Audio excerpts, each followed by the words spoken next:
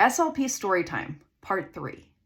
Claudia Davisson worked in almost every SLP setting and was never interested in private practice. But she decided to start seeing private clients on the side at age 53 in order to supplement her retirement savings. Pretty quickly, she was able to earn enough money to actually retire early. Today, she's making 3 times her school SLP salary by seeing clients herself and by having contractors see clients on her behalf.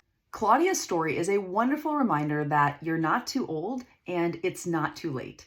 Or as Claudia says, old dogs can learn new tricks. You might remember from part 2 of this series that Jessie Ginsburg started her private practice immediately after her CF. These 2 women are proof that it's never too early or too late to start your private practice. Claudia now serves as a mentor for our students inside of the Start Your Private Practice program, where she's helping other people get set up and started in their private practices. Want to learn about the program? Head on over to startyourprivatepractice.com to learn more.